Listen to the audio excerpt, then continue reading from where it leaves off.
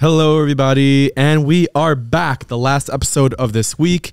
Thank you for joining us. This is the Daily Thread. Okay, so Thursday, January 26th.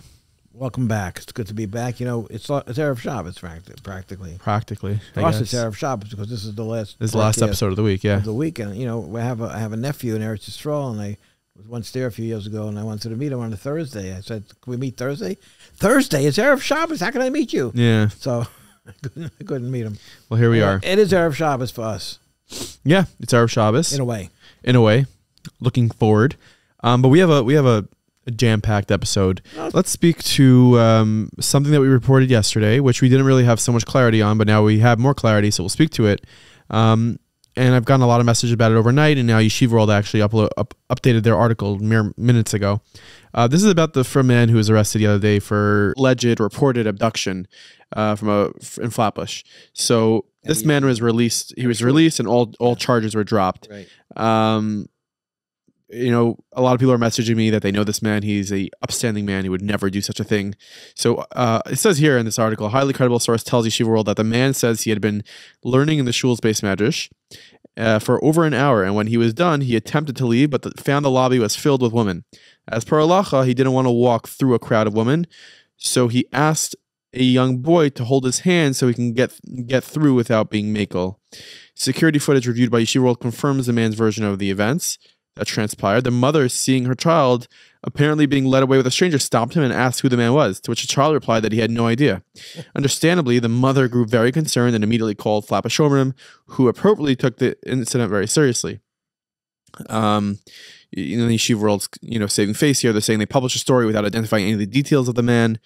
And then the NYPD put out a bulletin that this man was wanted for kidnapping. The family did not press charges. Most of the charges against the man have been dropped. Both the boy and the family are relieved. Most of the charges? Most of the charges against the man have been dropped. I don't know what that means. The mother and the child were crying when Shomrim arrived. And it became a very hysterical situation. But it might be a colossal misunderstanding. It sounds like it is. It sounds like it is. But can I say that? I don't know. Climb out a window. We jumped to negative conclusions. No. I want to say about first of all, I'm very glad. I'm very glad this guy was absolved of any crime here. Nothing happened. Right. Me too. But if you find yourself in that position, I think it's jump out a window in the shul to the ground before, not like a high window, but jump out of a short, before taking a kid's hand and walking through a hallway. You don't want to be caught in that situation. As a parent, if you were to see, if any parent were to see their child holding someone else's man's hand and you ask them who it was and they say they don't know, I would be very alarmed. So this is a misunderstanding. I think there's no fault in both parties here. On both sides. I understand he's trying to abide by halacha, and I think that's commendable. But you don't take a kid's hand. Maybe he should have asked a Shiloh before he did that. Probably. Maybe the guy would tell him just sit down for a few minutes. Just maybe wait. No one's staying in the hallway all day long. The women aren't staying in the hallway. There was a brisk thumping. There was a brisk going on. Or like it was early in the morning. Right? Maybe there's a fire exit. I don't know. Yeah. He should have gone out the fire exit, you think? If it's between taking the hand of a young child or going out a fire exit, maybe he should have pulled. He could have pulled the fire alarm, and the fireman would have taken him out. And it probably would have been on a stretcher. It probably would have been a better idea than you could carry him over everybody's head. Maybe he should have called you and asked you what to do. He should have called me. I'm not that busy. Yeah, no, not at all. The next story we have, which is ironic that this comes just a few days after a Chossid on a Delta flight was thrown off the plane. Right. A JetBlue flight was an hour into its trip to LaGuardia Airport. They were going to Fort Lauderdale. Fort Lauderdale from LaGuardia. They were going to LaGuardia from Fort Lauderdale. They were an hour into their trip when a woman had passed out in the aisle of the plane. The pilots were about to go ahead and make an emergency landing to get help when someone stepped forward, and his name is Naftali. He's originally from Williamsburg. He was a member of Hatzalah. He moved to Monsey about 5 years ago. He owns an insurance agency, I was told. He's also a member of Hatzalah in South Florida. Yeah, and he also has a home in Hollywood, Florida. And he was going back to his winter home in Florida. And this woman passed out. Instead of making an emergency landing, they have oxygen on the planes routinely. He was able to do whatever had to be done. And he to revive stabilized. her, And he stabilized. stabilize her, so the pilot didn't have to make an emergency landing. Number one, number two, when they landed at Fort Lauderdale, there was an ambulance waiting. They took her to the hospital, and I understand she's fine. But I saw the story at 5:30 this morning, and like you said, it's obviously it's a classical Kiddush Hashem. But it comes right on the other side of that crazy story of a couple of days ago, where a Delta airline flight attendant escorted a Hasidic guy off the flight because he was taking up too much room. So I was thinking to myself before the sun came up this morning, people are looking at this story about the guy administering whatever CPR or first aid or whatever was needed in order to bring the woman back, so to speak. How much luggage does this guy have on the overhead bin on the flight? Does he have? Right, it could have been him. What? What if they threw him off the flight? Imagine they threw him off the flight and he wouldn't have been there to save this woman's life. Yeah, I don't know. So, I mean, there's a Hashgacha Pratis message in all this, too. Of course. I'm not saying that you shouldn't remove any Hasidim off the flight because maybe they're in Hatzalah. But no, but this guy, Naftali, I didn't speak to him, but I spoke to some people at what they call HSF. You know what HSF is? Hatzalah, South Florida. Yeah. And he's a member of Hatzalah in South Florida, and he's a member of Hatzalah in Muncie. And he jumped, you know what? He did a great thing. This comes down to, this whole movement that Aguda is putting together. It's know us. And I think that you need to know us. So if you're part of Delta or you're some Joe Schmo in the street, or whoever you are, before you pass judgment on us, just know us. Know what we do. He could be on the next billboard. He could be. Maybe he should. Here's another story that we can spend a lot of time talking about this. So how about we go with your story first, coming out of Florida, again, out of Aventura. Oh, yeah. So I got also from another source in South Florida. There's a shul in Aventura. What's the name of the shul? Do you have the name of the shul? Something Ezra? The Tiv Ezra? The Tiv Ezra. The Tiv Ezra. They found an Arab. You have his driver's license. I don't know if you're going to show it or not, but he has an Arab name, and they found the guy in the shul last night at a shir. Yeah, he was chuckling. He's wearing a yarmulke. He's sitting at a table with about 15 other people. You have a video of that if you're showing that.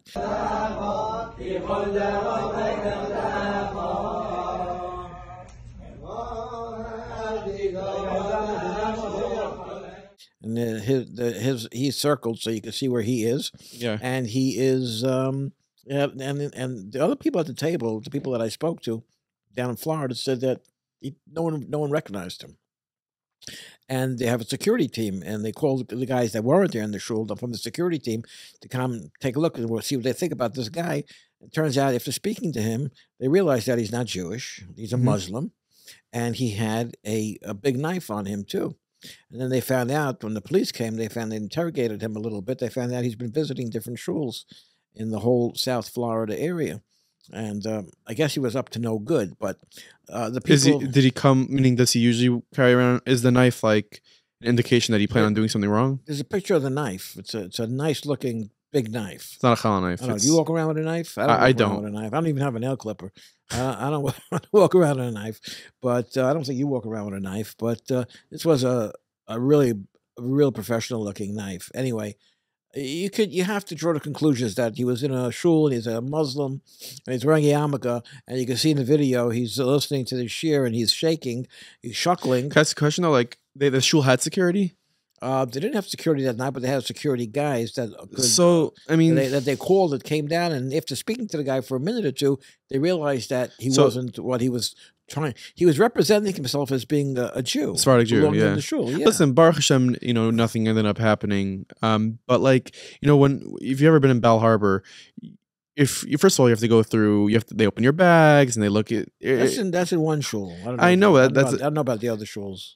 In the shul, in the Chabad in Bal Harbor, and the Young Israel, and like around the corner. The security is very thorough there, and like I don't know, maybe shuls need a Listen, You're saying this is a small shul, so why would it have such? in Boynton Beach, we had this conversation yesterday about security. In Boynton Beach, there's police presence, there's private security 24 hours a day in front of the shul. And you know what? A lot of shuls around here, private security is not enough because security guys don't necessarily recognize people that are coming to shul. You have to have people from the community, from the shuls out there. They could recognize that someone doesn't belong. You could tell if you're a member of a shul and you're there daily. Yeah. By the way, not even that shul, and not even Rabbi Lipsker shul in Bell Harbor, but also the Young Israel of Bell Harbor, which is a couple blocks away, also has security with like machine guns standing outside. But you also need. We have the same thing in Boynton Beach, but you have to have people there that recognize the people, especially in a tourist area. The shul in Bell Harbor, the Young Israel, I bet you it's 50% of the people are just there for a week or two, passing through. Yeah, and a lot of us look the same. I mean, not me and you, but a lot of people look the same. And you have to have someone there that can recognize, because if you're a Muslim and you're wearing a yarmulke, you look Sephardi. You could be spotted, but you could be spotted if something's up. Maybe. When I'm in Israel, when I get into a taxi in Israel, without looking at the names, I can tell who's an Arab cab driver and who's an Israeli cab driver. Oh, really? Yes. Is that like you should be part of Shin Bet, maybe? I could even tell, sometimes I can even tell who's an ancestor from somebody from the time that maybe you're part of the Mossad without us knowing. Sometimes when the British occupied Palestine before the state, you can tell who comes from those families too. No way. Usually you see an Arab with red hair or blonde hair. It's very rare. I've been thinking about that lately. Like, what were the British doing in Israel? Like, what are they doing in Israel? These were small developing countries, and the big powers were the dominant forces in the world. Whatever. Do you know that Florida was once owned by Spain?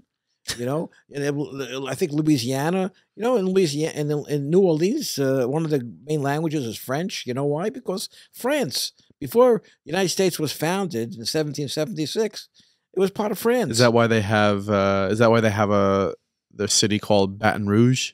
That's right. It's French. Because if it's American, it'd be Baton Rouge. That's right. Baton Rouge. Anyways, more of a local story. It's an email that was sent out to a local school, and credit Dave for sending us this email. Dear parents, to those 24 families who decided that school rules don't matter, it's very disappointing to say the least, and at the very best, very, very wrong. A number of parents reached out to me to explain that the particular situation. I understand every one of them, and they made sense.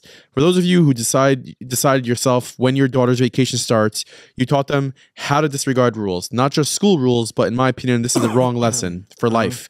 Tickets were cheaper, so for money, rules don't matter. Grandparents are paying, great. Explain when the vacation is, and I'm sure no grandparent would have a problem. If it meant something to you, the parents, or if you can't afford it, be brave and don't go. Bottom line is, if you, the parents, aren't straight with regard to school rules, what do you want from us? And when your children aren't?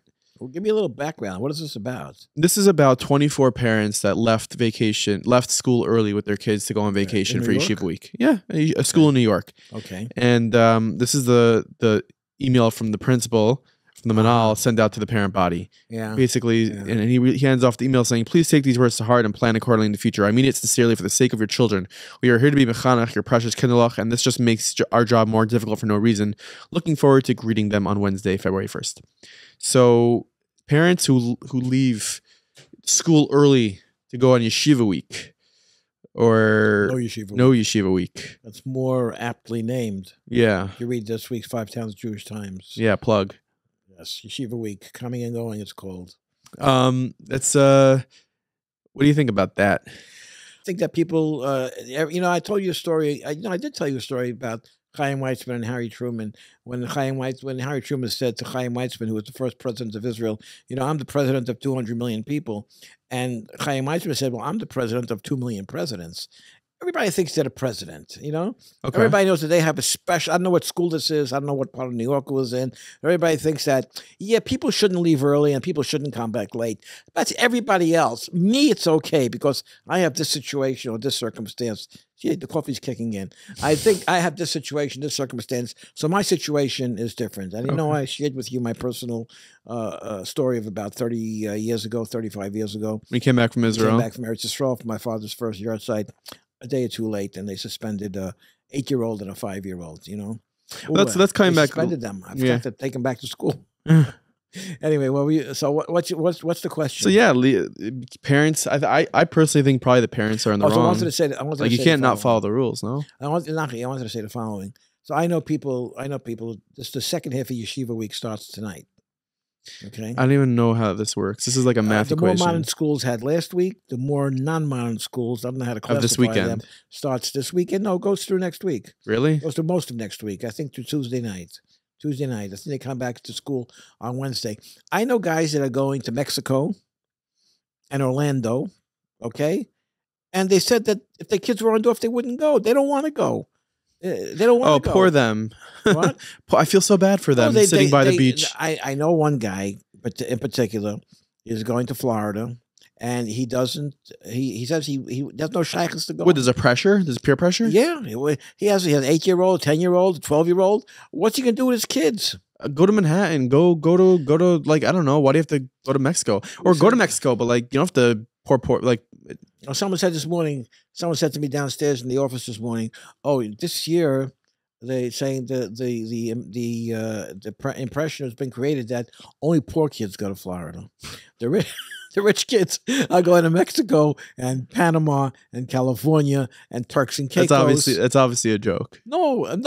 The impression has been created that the lower level kids. First of all, that's offensive and it's a joke. You're cutting that out? No, I'm just saying that it's, you know, I'm not going to use my energy if you're cutting stuff out. You know, I'll use my energy for the stuff you're leaving in. You don't think that's offensive? No, I understand what they're saying. But you understand? But is it offensive? It's absolutely wrong. Florida's beautiful. And the weather's warm all over down there. If you want to know what people who don't have the finances are doing, they're probably hoping they can make Shabbos this week. They're not going to Florida. Okay, like it's a ridiculous. It's a joke. It's not a. Meaning, I don't think anyone should be making light of people who aren't financially able because. Well, the fact of the matter is, I think it's like silly to say that the poor people are going to Florida because going to Florida costs a lot of money also. Of course it does, but you know what I mean when you stack it up, when you contrast it with Panama, which became a hot place to go. Someone told me there's 50 kosher restaurants in Panama. I don't know. Yeah, I don't know. You know, in Panama, it's a lot of Sephardim live in Panama. Yeah. They have businesses in Panama, and I heard years ago from someone that knows Panamanian Jews that they go to work by helicopter. You have a car in your driveway. These people have helicopters in their driveway. But the commute is far. They have to go over a body of water. Really? So instead of going with a boat, which is very slow, and with the roadways go all the way around, they helicopter to work. If they're still going to work, I don't know what they're going to work for.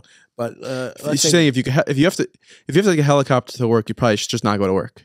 You don't have to go to work. you know, if you have a helicopter, unless someone's driving the helicopter for you. Yeah, I don't. You think as a personal helicopter, that traffic must be crazy there in the sky over Panama. Bumper to bumper helicopters. Maybe we'll send you on a special. A helicopter can report. Be stationary in the sky, unlike an airplane. A helicopter can stay in one place. So if there is rush hour traffic in helicopters, it is. If there ever was a tangent, everyone, this is the tangent of the century. The tangent of the century. So, you want to know what's the questions about leaving early? You know what? I told you a story about the guy that doesn't want to go to Orlando and doesn't want to go to California, but he doesn't know what to do with his kids. He feels that he was cornered into the situation by the school. Vacation is Yontif, it's vacation. Sukkot is vacation. Pesach is vacation. Okay? Purim is vacation. Hanukkah is vacation. Summertime is 8 to 10 weeks of vacation. what happened all of a sudden in the middle of the winter? There's a 12-day vacation all of a sudden, and people don't know what to do. And why isn't it over Hanukkah? I feel like Hanukkah would be a good time. We just had Especially this year. They were just off Hanukkah. When was Hanukkah? A month ago? Again, I didn't, when I was growing up in school, I didn't have this. I had maybe a Thursday. Well, that's when you were in school, it was the olden days. I had Thursday to a Monday off. And that's sort of like a weekend. It's important for people being able to like reboot and recharge their batteries. But to pick up and go to Israel in the middle of the school year and go the more I don't want to say, the more right wing yeshivas. Yeah, never had an intercession. No, they resisted it for many years. When they finally made a concession, the concession was to be off Friday and Sunday. So they got out of school Thursday. They were off Friday, off Shabbos, of course. So how come it's off Sunday? So how come because they had to give in. A guy has 4 girls and 4 boys, and the girls' school's off. What are you gonna do with the girls? Keep the girls home because the boys are not off? Families didn't know what to do. It was a dilemma. And finally, those schools gave in. And they try to alter it and repackage it and give it a different name, give it a different name. Don't call it winter break. Don't call it intercession. Call it yeshiva week. And it's like you have more yeshiva during yeshiva week than when you're in yeshiva. It's like when it's like Martin Luther King. It's like when it's Martin Luther King's birthday, and on the calendar it says it's a teacher conference. Yeah. So it's early dismissal. It's like, are you sure, or there's just no busing today? And they don't do it on only on MLK. Martin Luther King is a federal holiday, but they do it on, I don't know, Columbus Day, Veterans Day. President's Week coming up in a couple of weeks. Off day? A whole week. Public school is going to be off the entire President's Week. Really? The time between... All I know about President's Day, President's Week. You know which presidents we celebrate their birthdays in February? I don't. Abraham Lincoln and George Washington. Abraham Lincoln's birthday was February 12th. And George Washington's birthday is February 22nd, I believe. And those were holidays. Those were holidays. No mail. The post office is closed. The bank is closed. And then they made President's Week. I don't know. They changed it. They moved the dates around a little bit. Maybe we should celebrate all presidents' birthdays. They made it like a nidcha, What, you should make gold presidents? You want to get off on Barack Obama's How many birthday? presidents are there? 50? 49? 45? 46. 46? Trump was 45. Biden is 46. Well, Trump is 45, 47, and 44, according to him. No, he's like... Well, you think Trump thinks he's still president? Yeah, well... Oh, talk about going off on tangents. Anyways, okay, so yeah, imagine 46 additional off days. Every president, you should be off. I mean, why do we just keep the Abe Lincoln and George Washington? Why don't they just... Why are they special? Since they moved holidays around anyway, why don't they just take all the presidents and celebrate their birthdays during Yeshiva Week?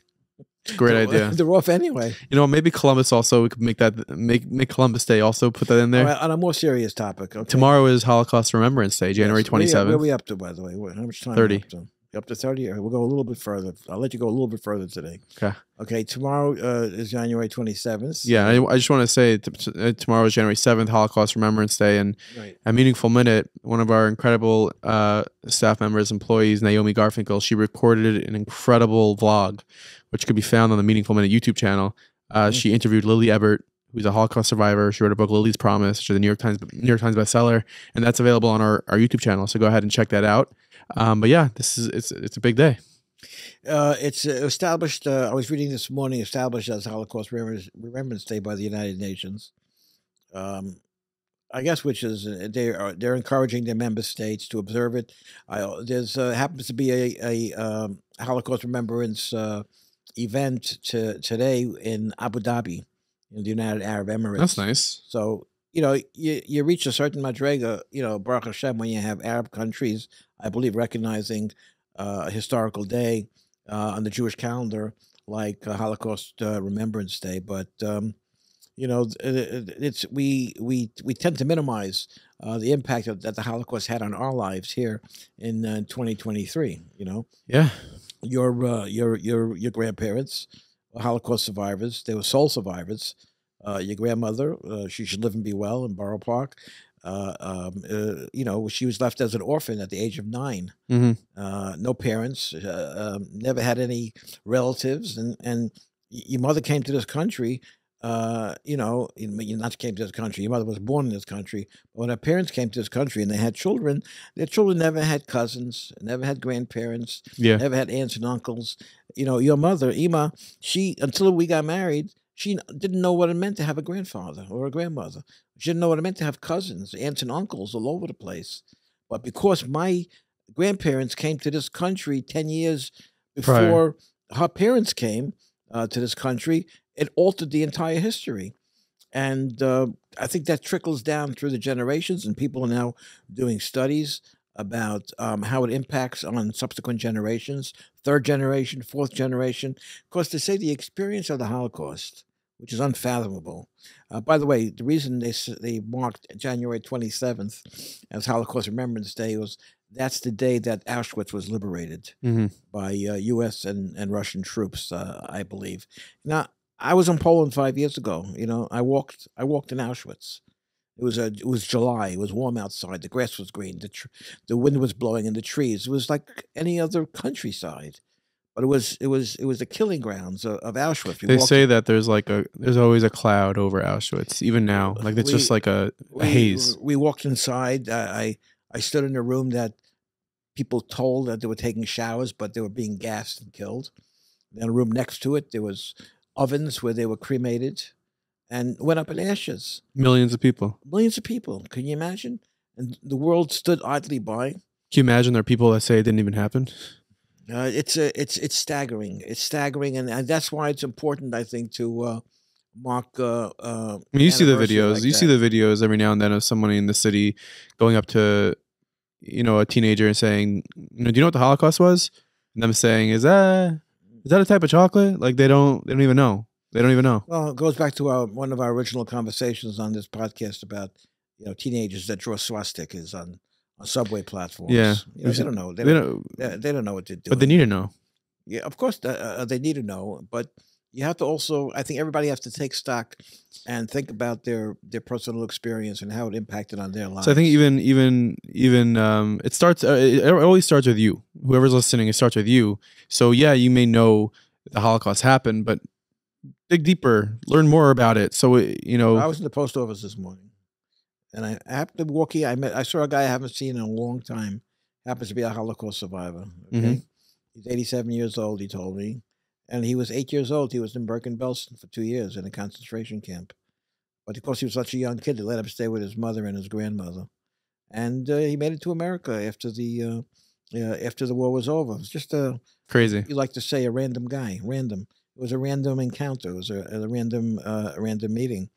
On my side of my father's side of the family, they came from Belarus, and they decided to get out of Eastern Europe. They came here in 1932. 1932 to 1934. What was going on in America during these years that people were so, I don't want to say oblivious to what was going on in Europe, but like nothing, they couldn't do anything. Well, first of all, there's a lot of theories about it. A lot of theories about Roosevelt. His book's been written about Franklin Delano Roosevelt, that he knew about the killing. He didn't bomb the tracks. The killing grounds. He could have bombed. They begged him to bomb the railroad tracks into Auschwitz. That would have stopped the steady flow of traffic of people into the death camps. For some reason, David Wyman wrote a book, America and the Holocaust. I mean, President Roosevelt. I don't know what his legacy is remembered for, but it should be very, very tarnished for what went on under his watch. Yeah, but he also, but believe me, if you ask elderly Jews, not today necessarily, because they don't remember the different elderly population today. But my grandparents, my mother's parents, had a picture of FDR in their house. But I you know why? Because he created Social Security. They had a monthly income because of FDR. Yeah, but I interviewed a Holocaust survivor, and he said, when he said Roosevelt's name, he said Yamach Shemo. And he's someone that was in the camps, and he was in Auschwitz, and they have a lot of resentment towards him because he could have done something and he didn't. One more thing, your grandfather, your great grandfather, Yochanan Gordon, he came to this country in 1932 because he had three brothers that came to America from the same town in Belarus in the 1920s. But he finally decided to get out in 1932. But his wife and kids stayed behind till he established himself in the New World. And then in 1934, she didn't want to come to America. She didn't want to come to America. You know why she didn't want to come to America with the kids? She was afraid the kids weren't going to remain from in America. Right. They wouldn't be Shomrei Torah mitzvahs.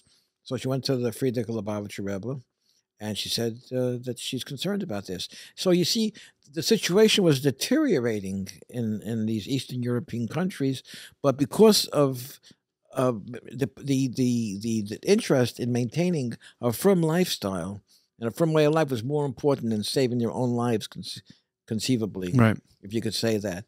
Anyway, she went to the Frierdiker Rebbe, and he said that he's going to give her a bracha that the kids will remain Shomrei Torah and Mitzvahs. And she said to the Rebbe at the time, which is a great family story that's told many places, she said that no, bracha is not good enough. She wants an avtacha. She wants a guarantee from the Rebbe. And he said he gives her a guarantee. So the point is that Holocaust remembrance, whether it's in Abu Dhabi or at the United Nations or in your own Daled Amos, in your own personal family, it's a time to reflect on the experience. Absolutely. And that is our episode for today. That is our week. So if you missed an episode this week, you can go ahead and listen to it and hear all of what happened this week. A lot happened this week. And we hope to share more good news next week, starting Monday. We will see you then. This is the Daily Thread. Have a great Shabbos.